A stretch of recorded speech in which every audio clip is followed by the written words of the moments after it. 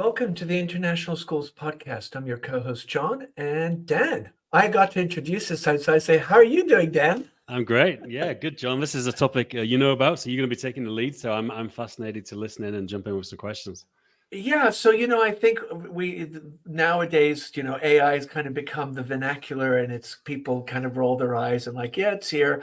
But I think, for schools and especially international schools, it's it's brought about a lot of questions, kind of the question of what is the value added that we bring to education when you have generative AI and students being able to access that. Schools have created policies, other schools have blocked. There's just been kind of the gamut, and we've had quite a few conversations, Dan, you and I, about this.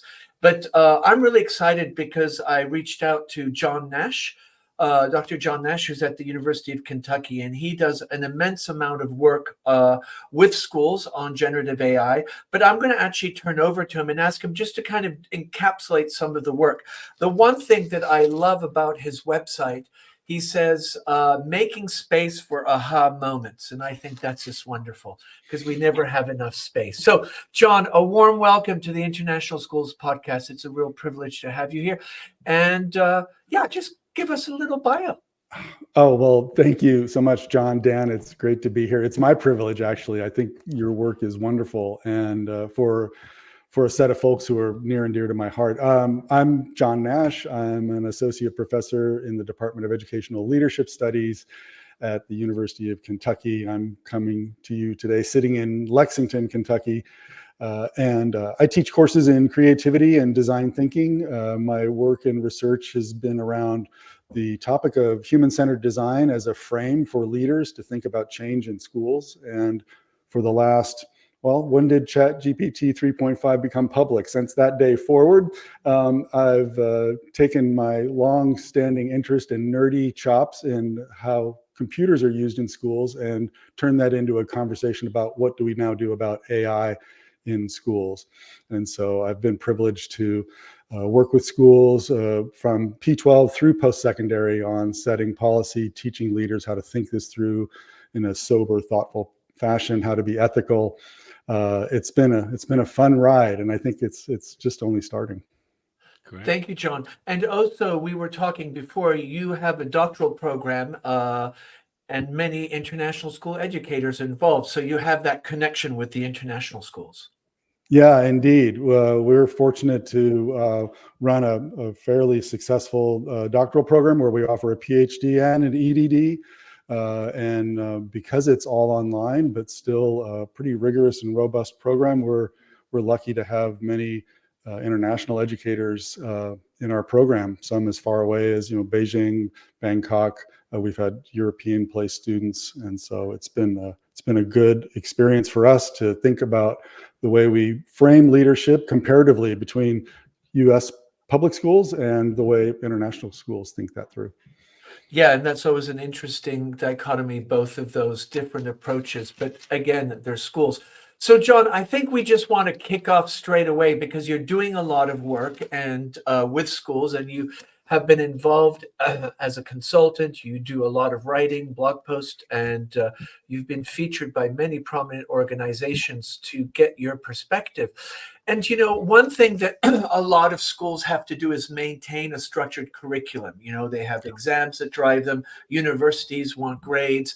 But at the same time, they're feeling empowered and wanting to adapt to kind of unpredictable changes. What are you kind of seeing? Is there hesitancy to engage, or is there a bit of both? What are kind of some of the creative tensions that school leaders are dealing with? I want to be innovative, but my kids need to get the grades, and the SATs and the APs and the IB grades are still essential. Yeah. It's a great question. And even back to you, I might even grow our dialogue here with a polite question back as we think about structured curriculum. And I know inside international schools, that can be kind of quite structured, although folks may feel like they're in an innovative place with IB and different programs. But are you feeling that that structure can be a little constraining? I think so, because, if you think of, I just think of my two adult children and their experience. The IB was inquiry based, but there was a lot of structure and a lot of requirements, Right. the common refrain, especially in the high school years, is we have too much content to cover. We Yeah. don't have enough days. Yeah. And it's that kind of idea. And we understand there is value. Kids do need, the system is such, you need some piece of paper with a grade. That's your kind of collateral. Yeah. And until that disappears, I think schools are hesitancy. But I think now with generative AI coming in, a lot of teachers and educators in schools are saying, hold on here, Mhm. do we go before the universities? How do we juggle that? And I'm just curious because I know you're working with schools on this. Yeah, and it's funny, and we may have another side conversation where you're talking about there needs to be a grade on a piece of paper. And for the past 3 years, I've been playing around with ungraded courses, and so that's a whole nother thing when you start to tell learners they're not going to get a grade. Yeah, I think there's some interesting tensions here. You do have the structured curriculum, and at the same time, you want educators to feel empowered, to have some agency, to be able to adapt to things that are getting thrown at them. I'm thinking that this sort of situation calls for a reframing. And so, the structured curriculum can be seen not as a restraint, but as what we would call in design parlance, a design constraint. And so that actually creates opportunities. So it's this reframing that I try to urge folks to think about when they might complain, well, the time that we have to do things, we can't cover the content, some sort of form of deprivation that's felt. There's these locked gates. I'm stuck inside this curriculum. I think that we can think about that as a constraint and not a restraint. And so in design thinking parlance, we might think of the curriculum more as a set of signposts that tell us directions that we can go, but then we can look at places inside that to flip it. So for instance, I think some opportunities are where we look at the structured curriculum in a way. Let's take the MYP, for instance, maybe. And so educators might feel, well, compliance with the middle years program really is an obstacle to innovation. I can't really do what I want. But I think you can still look inside that. And this is where leaders can really play a role to talk about the components inside that. So for instance, I think that you can help me remember this, but there's an interdisciplinary component to that. Yes. There are parts that are important to do around global context. There's the personal project. And so these areas really are places where you can say, well, how can we work inside those? In fact, I found change can occur when educators start to use the language of the structured curriculum, the constraining, or what they might think is the restraining thing, but then start to innovate inside those boxes. It's something a friend of mine said to me years ago when I was working at Stanford. Said, all this talk to innovate and think outside the box is like, no. We need to innovate inside the box. We need to think inside the box because those are useful constraints. So I think the tension, I think, is that leaders and teachers, educators start to see the structured curriculum and our need to be innovative as mutually exclusive, and they don't need to be. And I think from a leadership standpoint, this is where you can start to say to teachers, well, what do we know about how teachers want to own change, and how do we offer them agency? And so that's where the leaders really need to think about the culture that they have in place. There's an interesting article, and I can provide it for the show notes, in Harvard Business Review, that leaders can innovate better by actually embracing constraints. So if you treat the curriculum as a design constraint and not a restraint, then you can have this, what Marissa Meyer called in an article in Forbes, a healthy disregard for the impossible. And so when you start to feel like you're really structured in, you identify motivated teachers, see where they think there can be some cracks, if you will, productive cracks in the system, and then they can sort of innovate inside there. But those are some sort of thoughts on that. So what's interesting about that is you keep referring to the idea of being in the box and, the constraints. It seems it's a mindset. It's a disposition of perspective. And you're saying, hold on, don't worry about the box. let's see what we're doing and what could we tweak, because you're really talking about incremental change in Yeah. some ways and giving yourself permission in something that feels constraining, but there are those gaps, maybe those spaces, that you talk about on your Mhm. website. Do you think when you're working with leaders, you have to actually kind of deal with dispositions and emotion? How much of this is emotion more than kind of technical? I think a great deal of it is emotion. It's affective. I think it's partly where I don't want to put everything at the feet of leaders, but I'm in a leadership department, so that's my hammer and there's my nail. But I think that leaders need to have their own sort of cultural and mental house in order about what they believe for the school and what they believe for learners, and whether they think teachers should be collaborators and have agency over what they do with learners, and even have learners, what do they believe about having collaboration with students, and what agency do students have to examine the curriculum, examine the, if you will, the productive cracks that might be there, to say then how can we work within this to satisfy the needs of the system, because the system must be fed, but at the same time achieve the goals we have for our community. I think that's a kind of a question or a thread that we might talk about a lot today as we talk about also AI, is that that first sort of internal conversation has to occur about what I believe as a leader, and then what we believe as a community. And that's maybe why you on your website talk about finding the spaces for Yeah. those aha moments. Is what are you kind of choreographing in a school setting to have that space, to have those conversations? Because those conversations can't be really programmed, right? Or No, I mean, there's frameworks you can use, but they're not a programmed set of questions. They're actually a very human centered. It's a point of departure that's very human centered, if you will, where leaders have to go talk to teachers, go talk to parents, go talk to kids, and then likewise down the line. I think also if you have a place where parents feel empowered that they can have productive conversations upstream, that's also good. I mean, that's all a part of crafting that culture. It's a challenge. It can be a challenge for leaders, and depending on their disposition or the stripe that they sort of wear in terms of what they think a leader should do, it upsets the power dynamic of some people's notions for how school should run. talk about that, the upsetting of the power dynamic. Is it seen as a threat? Yeah, I think so. It can be. Now, I'm not saying it writ large, but I've noticed, and oftentimes, well, let's take a more extreme example, but when I've run workshops where I've asked school heads to have empathetic conversations with middle years students about how the school could be run in a way that made it more centered on those students' needs. And the students talk quite candidly about what they know about how the school works, which teachers are good, which teachers are not good, what the principal or the head should know that they don't, because the kids know a lot that that head should know that they don't. They start to understand that they've missed an opportunity for a lot of sort of on the ground intelligence for what makes this school great and what could make it even greater.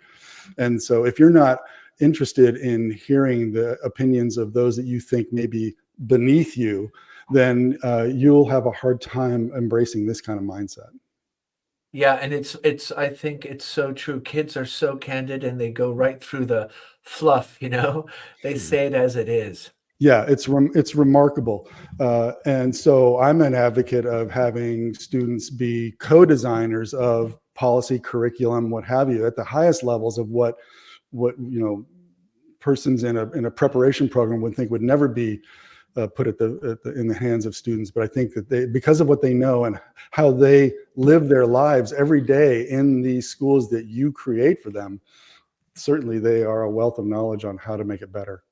Talk about a lot of constraints for a middle school kid, from bell to class. And yeah, absolutely. One thing that Dan does a lot is professional development. And one thing that I'm noticing is with the advent of generative AI and ChatGPT, schools do professional development. It's important. But really, when you think of it, nobody actually had any prior experience with generative Mhm. AI. So really 18 months ago, we're all equals. Yeah. And it's interesting to think, what is the skill gap that we have here? Because what's happening is now kids and teachers are equals with these tools. They're all doing it however they might want to do it in whichever way, but really there's no expertise as such. And, what I'm seeing sometimes is that teachers are not that mindful of the intricacies of AI, and kids are off doing it and they're okay with it, or other kids are like, let's block it, or some teachers are using it and then copying and pasting things, and things are inaccurate or they're wrong. And I'm just wondering, this idea of skills gap, I personally feel that a lot of the points of reference of teachers and professional development is geared towards our past and not too much to the present, that the students are there. I'm just curious what you think, and why aren't schools kind of engaging with this? That's a Or that great, maybe they are. well, I think it's a great question. I think some aren't, some are, some aren't. My informal polls amongst school superintendents here in Kentucky and elsewhere, and also just sort of leaders as I read some things done through Education Week, is that the penetration and use of generative AI by school leaders and educators is lower than you and I may expect. I think if you've been swimming in these waters like I have, you start to get this idea that, well, everybody must know about this and do this because I'm thinking about it every day. But then I take a minute and realize, no, I look in the mirror and say, no, you're weird, and the rest of the people are normal. And so you're right. It's not out there. It's not on the minds of everyone in terms of its use, and so that can lead to misuse. Why? And why might this not be penetrating like it is amongst certain segments of the people who are interested in tech and innovation? I think it's a testament to how busy we've made it for school leaders to just run a school and teachers to teach in their classrooms. It feels like something very common we know for decades, which is another add-on. But as we know, or starting to know, it's a different kind of add-on. And so we're starting to realize that there might be cause for us to think a little differently about it. We have this sort of rapid advancement of AI, and then these emerging ethical challenges and some sort of skill gap challenges that you've pointed out. I think some of the skills that are missing now that will start to become more important to think about are sort of twofold. I see two big areas. One is some technical understanding of AI, as you'd mentioned, John, that teachers may be copying and pasting things out of a generative AI output, taking it as truth, not knowing that they might hallucinate. Different students may be using it to answer test questions or write essays, and you may not be aware of it. There may be myths or misunderstandings about what students feel about it. Some research out of Stanford is suggesting that students don't want to cheat with generative AI, and they generally don't. They understand the ethical line that it crosses when I use it for, say, personal research, which is kind of fine, but to use it to produce work that I would turn in, that's not okay. And so the cheating concern is a bit of a myth, and so it's good to dispel that.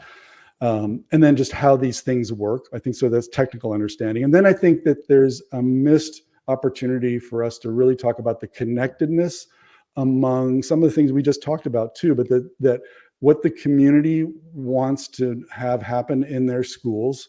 So, and what the school community wants for its learners, and then taking that to a place of radical collaboration, which is a design thinking mindset, which is where we think about trying to have conversations with everybody possible on the topic, and then actually trying it and testing it. Michelle Miller from the Northern Arizona University is a psychologist who has talked about recently in one of her blog posts this idea of same-side pedagogy. And so this goes to the idea that we have to have learners and teachers on the same side working toward the common goal of helping the learners achieve the goals we have for them in our school, and not an adversarial approach where I make tests, you take tests, I give you grades. And so that's another sort of culture, because with AI, it starts to level the playing field. I was talking with my colleague, I also do a podcast with Jason Johnston called Online Learning in the Second Half. And we've been talking about the role of AI inside online learning across P12 and post-secondary. And we were talking about ethics and this idea of whether we should or should not sort of do things. What does AI do for the role that people traditionally play? And for instance, should a student use AI to critically examine the pedagogical worth of teachers' assignments and give them feedback on whether they're any good or not? Wow, that would be Um, interesting. should a parent do that? I mean, the parent can do the same thing. They can call into question whether, I don't know, they could say, I noticed that you might benefit from employing tenants of John Hattie's work. Have you thought about doing that? This comes out of left field. Could AI run a school? Should it run a school? And so I think that these are the kinds of questions that could be had almost in a rhetorical sense to get at what's AIable and what's unAIable. And I think that's the other big thing. And I talk a lot about Brandeis Marshall's post in Medium about this very topic, about what's unAIable. I find that teachers and leaders who have been reluctant to embrace the presence of AI, I'm not even saying they have to be a user, but because they've been concerned about it taking the place of teaching and learning. When you start to talk to them about what's unAIable, which is critical thinking, contextual awareness, conflict resolution, those are all inherently human and can't be handled by generative AI. And when you talk about that, there's kind of this draining of tension. It's like, oh, you're right, I can't. And I do have a role. I said, yes, you do. We all do, because these are the inherently human intelligence traits that we must have learners possess. And that's why teachers are important to do that. Do you think sometimes because of AI and the lack of understanding, people think it's more sentient than it is? There's oh, it's going to take our jobs away. And do you think some of that lack of information or the limited knowledge, in the business of the day, people are just getting taglines from social media or headlines, and it's not more, and that's why you're getting some of these reactions? I think that's possible, certainly. I think that, and I love what you said, it's the busyness of the day. How do I possibly fit this in now when I've got to get through this curriculum? And so I think part of the lack of understanding comes from just taking a minute to really understand your own stance towards generative AI. And I talk to leaders about, before you start to go down the path of saying whether or not our school is going to embrace this, or whether it should be learner, what's the term I'm looking for? Learner facing. Thank you. I was thinking about this. Then you have to have your own stance. Like, why do you think generative AI might be useful to you yourself or in your school? Is it do you have an ethical or responsibility use? Do you see it as a supportive tool? Are you concerned about data privacy? What about, maybe you want to have effective use by staff? And again, do you want a teacher facing, student facing?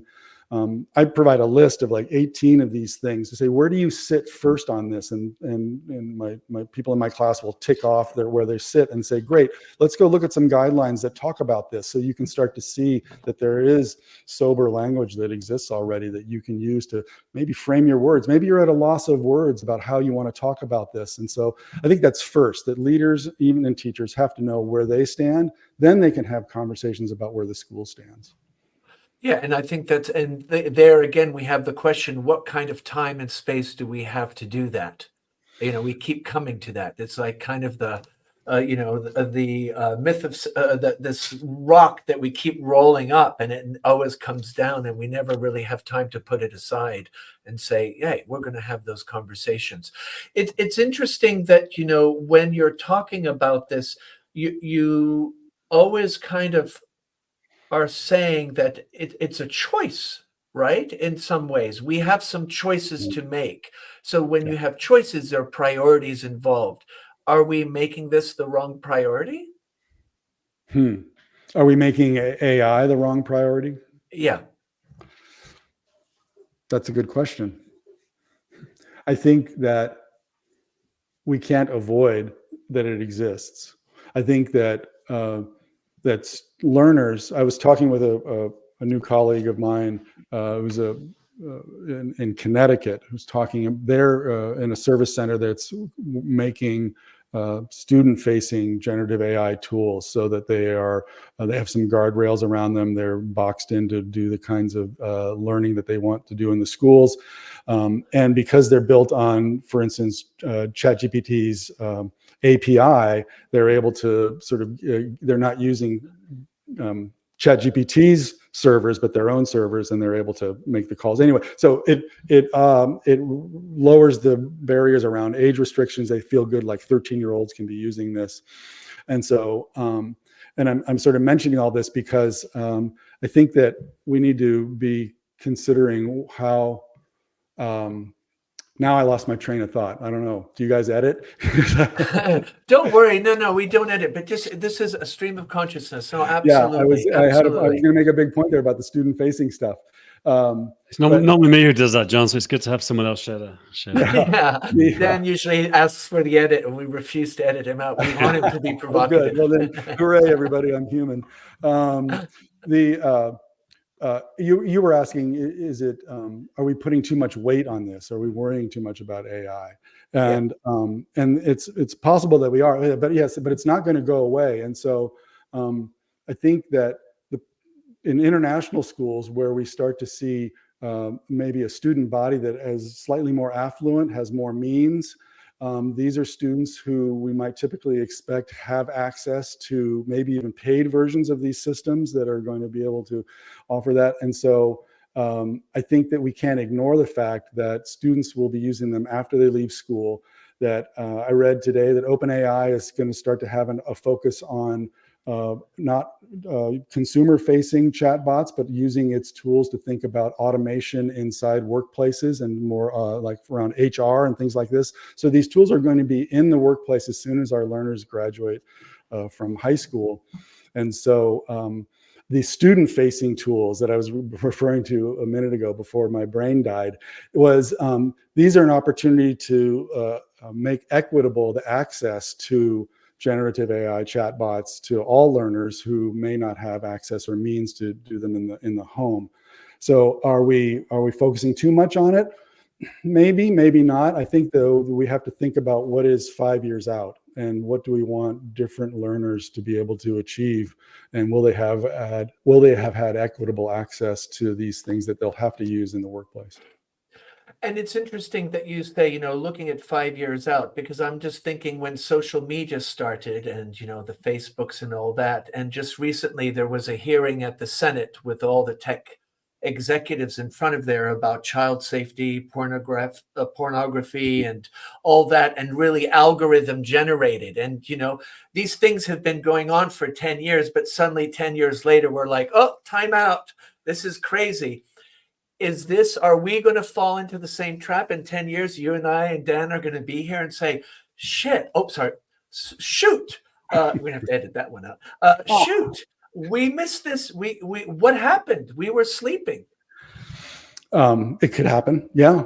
I think that goes to sort of us being careful about the ethical implications of any new technology. I mean, you've rightly pointed out, I do worry about fake news, as it were. We're in the United States. We're 9 months away or so from a big election. We have increased prevalence of deep fakes that are being used politically and also malevolently against celebrities. This, I'm sure, will increase. The ability for video and audio to be married with generative AI is growing exponentially. I'm always surprised how high the quality is of the tools that are being pushed into my inbox. So what does that mean for us? I think it calls for some learning pathways for educators and students to really understand and critically assess what these tools are, what they do. And a few things come to mind. And I sort of just, first of all, good old-fashioned critical thinking. It's funny how that trait really just works, and it's been around forever, and we just kind of give it short shrift. We don't think that this is really important, but I think that that's got to be on the minds of learners on the part of teachers, bringing that forward. And then it's back to what I was saying before. What's your community stance on what we want for learners writ large? How do we want generative AI to play out to support that? it shouldn't just happen and then we hope that, you know, it's helping our learners. It needs to be thought about that way. And then even what it looks like differentially in the classrooms. I mean, even that's sort of an ethical set of guidelines you could have at a school level. But then the ethical use guidelines change once you get into the classroom. The art teacher, for instance, may have a very different ideas around the applicable use of DALL-E or Midjourney than the English teacher might have regarding generative AI chatbots to write essays versus the coding teacher who may want it in use all the time because it generates code that's useful for them to create apps that do that. So I think that's sort of conversation has to trickle down. And that comes again back to my ideas around radical collaboration. This is this design thinking mindset that people that aren't generally at the table thinking about how these guidelines should look ought to be there helping you decide how they look. Yeah, and I love that term radical collaboration, because I think so often we are caught in a hierarchy, you know. I think, you know, in Dan's case, he's in a tech company, service company. There is no hierarchy. We've talked about that. Yeah, I think, Dan, you work really in a very flat environment. Yeah. Yeah, completely. It's a small, you know, it's a small company as well, so it's very easy to do that. Yeah, we work a lot with external contractors as well, so there's really zero hierarchy. And I think, you know, that shows a certain agility. I think, you know, that radical collaboration is, you know, I think, you know, people just don't give thrift that a kid's voice, a 12-year-old kid's voice, could actually be quite powerful, that they have some things to say. And we're kind of stuck in this idea of student teachers. And I like that you keep bringing that up. And the other thing that, you know, has been trickling through is this word of ethics. And, you know, it's interesting, when social media came out, there was not much talk about ethics. It kind of was, we were all, the genie was out. We were all like, oh, amazing. I can connect with all my friends that I've never seen and blah, blah, blah. Why is it much more prevalent here with AI? Is it just a different beast? That's a great question. I think it is a different beast. There's something we were also talking about, Jason Johnston and I, in a forthcoming episode on ethics. You know, I'll put it to you guys too. This is a good conversation. Why does this feel different from other innovations that we thought were so disruptive? I recently learned in preparing for a talk that the sundial, upon its release, was derided as a terrible thing, and it was going to ruin civilization. But the scientific calculator, even the chalkboard, the phonograph. My favorite story around that, John Philip Sousa, a very famous American composer of his day and around the turn of the 20th century, derided the arrival of the phonograph, asserting that it would ruin music education and that no one would ever be interested in picking up an instrument and playing ever again. We know how that turned out. Why does this feel different from those? Wikipedia, Google. Do you think that there's a significant difference here? For me, it's the black box. It's the idea that there are these things called generative AI, large language models, deep learning, machine learning, put whatever label you want. But I read a lot. I mean, I am interested. I'm really want to know about this. But ever so often there are these narratives is we actually don't know how this thing runs. And it's almost got its own thing going. We've put it into a box. We have guardrails, The Alignment Problem by Brian Weinstein is a great book where he talks about the guardrails, you know. And I'm just reading the book by Kashmir Hill called We Own Your Face, about facial recognition. Yes. You know, there are just these. So for me, that's the ethics, is suddenly we're trusting something that actually we have no idea how it works. Dan, I don't know what you think. I think I agree. I think it's a great point, John. I think in hindsight, historians will look back at this and they will see it as another printing press or another one of these things which were thought to be the end of civilization and were actually just positive. I think the situation is we just don't know what's going to happen. There's the second, third, fourth order effects of AI. We're already getting into some second order effects of things. Personally, I behave differently because of certain things. So we just don't know. I think it's the unknown, but that would have been the same with any of the previous inventions you discussed as well. I think it'll be looked back as just a great step forward, but right now, there's a lot of, I'm into cybersecurity, so I always look on the pessimistic side of things.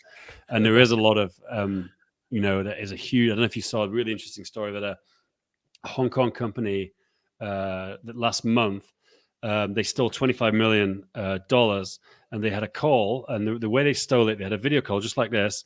And they had the London CFO, they had an AI generated image of him and his voice and video. Told the executives to make some transfers. They were kind of suspicious about it, but they did it, and the company lost 25 million. So that's already happening, and that's really advanced kind of AI, which would have taken some serious computing power. So it wasn't something that it was just done on the fly. No, very good point, Dan, because as you think about, is it 11 Labs that's doing the advanced voice and other tools coming out around video. But if you think about the productivity of the scam industry and the ham-handed nature of phishing expeditions done by malevolent actors to unsuspecting elderly or others that are just not as savvy, those attempts are, I can usually see through them. It's not that I haven't fallen for a phishing scam before, but rarely do. But when this all becomes very slick and very polished, then it'll be very difficult to tell the difference between a legitimate request and a fake one. So I do think that that's an issue. I also wonder. Oh, go ahead, please. Yeah.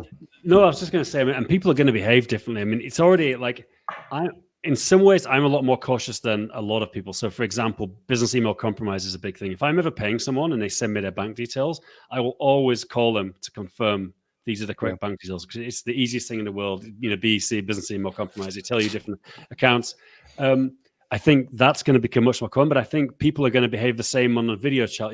Someone will tell you something in a video chat, and you might take a second, a human two-factor authentication to check what they said. I think that kind of thing is going to become really common. People are going to have to become super suspicious and super paranoid to exist in the world. I don't see that anyone's going to be there to save you on this.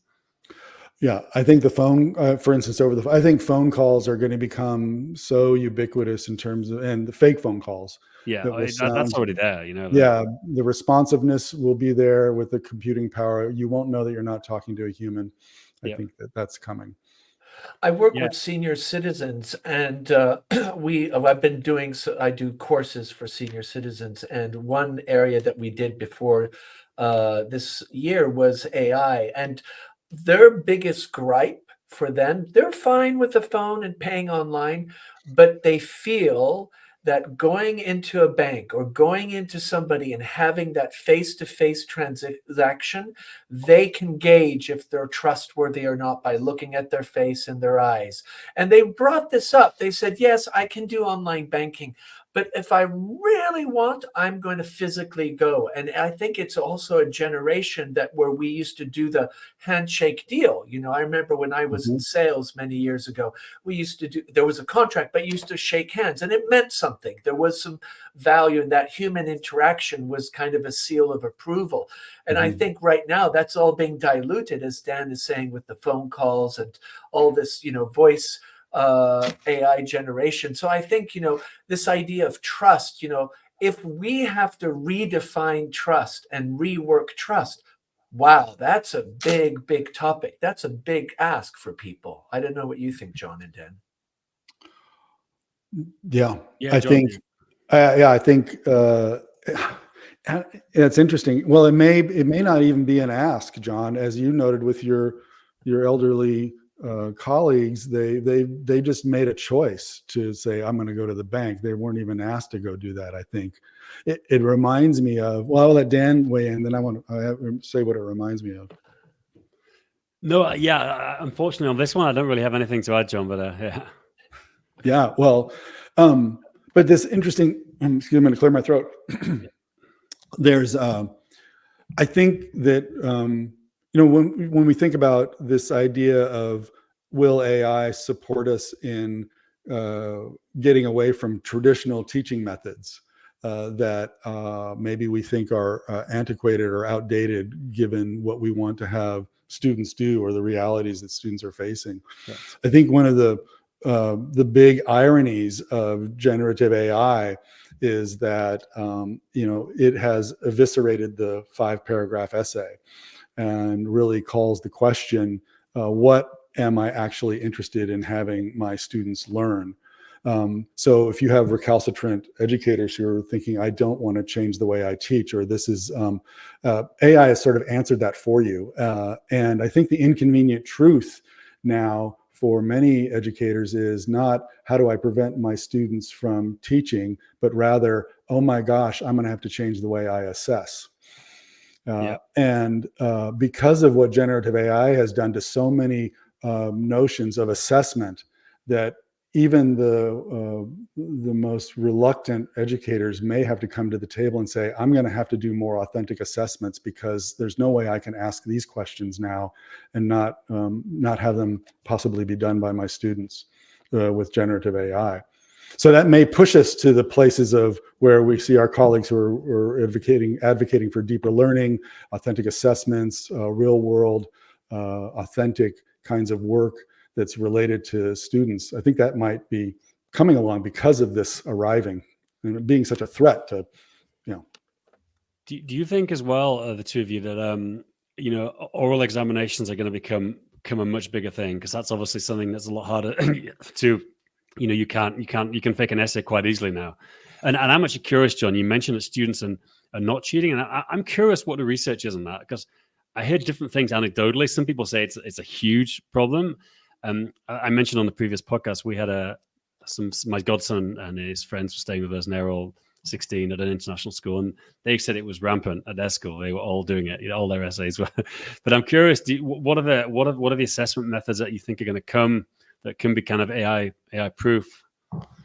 Yeah, that's a great question. I think you alluded to it. So, and I've heard these stories as well. We're going to move to all oral exams, or we're going to have blue books, and kids are going to write with a pen in front of me. Yeah. And fine, and I understand where that kind of emotion comes from. I think we have to strike a balance. I think it still comes back to my original question: what is it that I want learners to learn? What are the outcomes I'm hoping for in this activity? I can switch to blue books, but I haven't improved the assessment one bit. Exactly. I mean, what am I teaching them now? I'm teaching them resentment. I'm teaching them how to get a hand cramp. I make a little light of it, but I think that it doesn't go back to the question. If you're changing the methodology for a crummy assessment, and it's still a crummy assessment, then you haven't improved anything. You haven't really done anything because of AI. No, I so agree. And so the question is, I'm going to read a quote because I think it's a great segue to what both of you are sharing. It's a book that I keep rereading. It's called Brave New World by Aldous Huxley. And he says, each one of us, of course, is now being trained deliberately not to act independently. And I'm wondering with generative AI, if everybody's going in there and getting their stuff done or checking everything, is it at some point we're just like, oh, I'm going to subcontract that out to Chat GPT? I love that quote, and you reminded me of it in our chats coming up to this talk today, and I've been thinking about it on and on.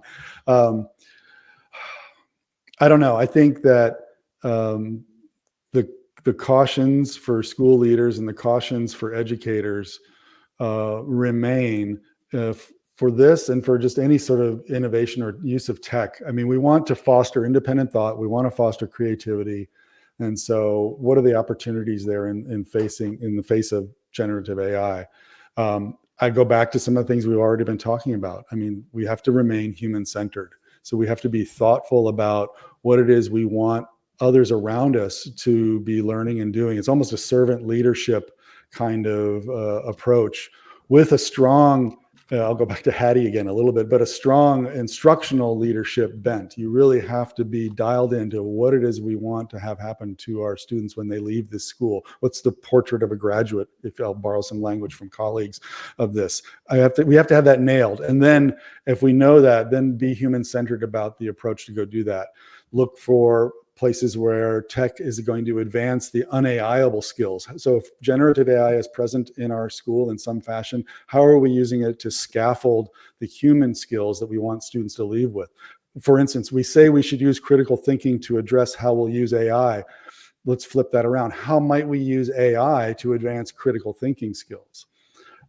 And then I'm saying, let's go for a learner invested curriculum. I made up this term. I don't know if anybody else is out there. John, you may read deeper than I do. You can tell me if anybody else. I know, I haven't. I love it. I would quickly go and register that. Dan can help you get a trademark on that statement. I'll do an essay on it real quick. I'll have ChatGPT write the essay.